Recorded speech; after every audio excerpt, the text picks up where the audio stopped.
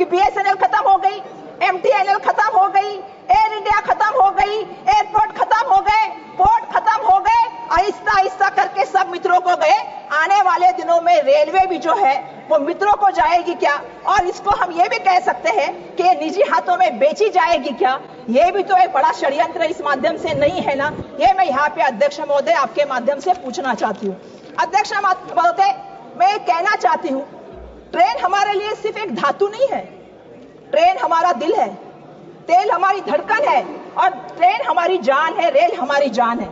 आज अगर हम बात करें, एक गांव से मजदूर दूसरे गांव में अपने परिजनों को छोड़ के जाता है ट्रेन के माध्यम से अपने पेट पालने के लिए। अगर छात्रों की बात करें, एक छात्र अपना गांव छोड़कर पढ़ने के लिए जाता है।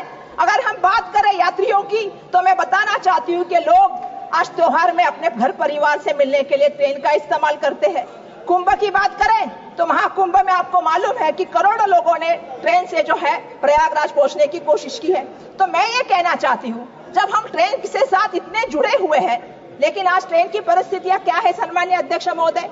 आज लोगों को जो डब्बा होता है, जो यात्री डब्बा होता है, जनरल डब्बा होता है, उसमें जो है जानवरों की तरह घुस के जो है खड़ा होने पे मजबूर किया जाता है। ये सबसे बड़ी सन्माननीय अध्यक्ष महोदय ये बहुत गलत बात हो रही है। हम देखते हैं एसी कोच में कभी कभी क्या होता है, हम एसी कोच में हम गाड़ी में जा रहे थे, हमने देखा ऊपर से पानी टपकता है, पीने के लिए पानी नहीं मिलेगा, पर एसी कोच में जो है ऊपर से पानी टपकता मिलेगा। 12-12 घंटे आपको ट्रेन के लिए इंतजार करना है, बैठने की व्यवस्था नहीं है, खाने की व्यवस्था नहीं है, पीने की व्यवस्था नहीं है। सन्माननीय अध्यक्ष महोदय, प्लेटफॉर्म पे क्या है, प्लेटफॉर्म पे गंदगी के बड़े से बड़े जो है अंबार खड़े हैं। सुरक्षा की बात हम क्या करें, सुबह हमारी लड़कियां ट्रेन में गई थी 7 बजे, उसके ऊपर बलात्कार हुआ, तो सुरक्षा की व्यवस्था क्या है। सन्माननीय अध्यक्ष महोदय, मैं एक बात पूछना चाहती हूँ, जहां भीड़ भाड़ के स्टेशन होते और जहां भगदड़ मच के मौत होती है, दिल्ली की घटना को आप देख लीजिए अध्यक्ष महोदय, दिल्ली की घटना को हम देखते हैं, भीड़ भाड़ हो गई, लेकिन रेलवे प्रशासन के अधिकारी बचाव यंत्रणा का काम छोड़ के, बचाव कार्य छोड़ के सरकार को बचाने में जुड़े हुए थे। हमारी बात पत्रकारों तक नहीं जानी चाहिए, हमको उसको नकारना है, हमको इसको बोलना नहीं है, हमको इसको छुपाना है।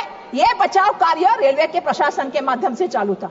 आनन फानन में रात को मुआवजा दिया गया, जिनकी मौत हुई, जो घायल हुए, जो आहत हुई, उसका कोई भी जो है सन्माननीय अध्यक्ष महोदय बात लोगों के सामने नहीं आई। हमने अयोध्या स्टेशन में देखा, हमने प्रयागराज स्टेशन में देखा, ये क्या चल रहा है, ये सब क्या चल रहा है, ये मैं आपके माध्यम से पूछना चाहती हूँ सन्माननीय अध्यक्ष महोदय।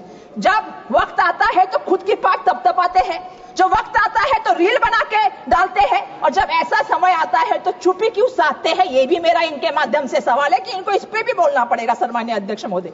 पिछले दिनों हमने महाराष्ट्र में घटना देखी, एक जलगांव की घटना हुई, एक पुष्पक एक्सप्रेस जा रही थी मुंबई की तरफ, और वहां पे अचानक से भगदड़ मच गई कि कहां गया, ट्रेन में आग लगी है, ट्रेन में आग लगी है। लोग कूद गए ट्रेन से बाहर, सामने जो है वहां से बेंगलोर एक्सप्रेस आ रही थी, उसके नीचे लोग कुचले गए, 13 लोगों की मौत हो गई। इसका जिम्मेदार कौन है सन्माननीय अध्यक्ष महोदय, मुझे आपसे पूछना है। अगर वहां पे कोई कम्युनिकेशन नहीं की माध्यम नहीं है तो ट्रेन के अपघात आप कैसे रोक सकते। आज अगर बात करें प्लेन में, आप देखेंगे कि कभी हवा का दबाव हो गया, टर्बुलेंस आ गया, तो हवा का दबाव कम हुआ तो आपके ऑक्सीजन मास्क आते हैं, टर्बुलेंस आ गया तो आपको सीट बेल्ट की बात आती है, कोई आपसे कम्युनिकेट करता है। लेकिन ट्रेन में जब घटना घटती है तो आपसे कम्युनिकेट कौन कर सकता है, ये भी मेरा सवाल है।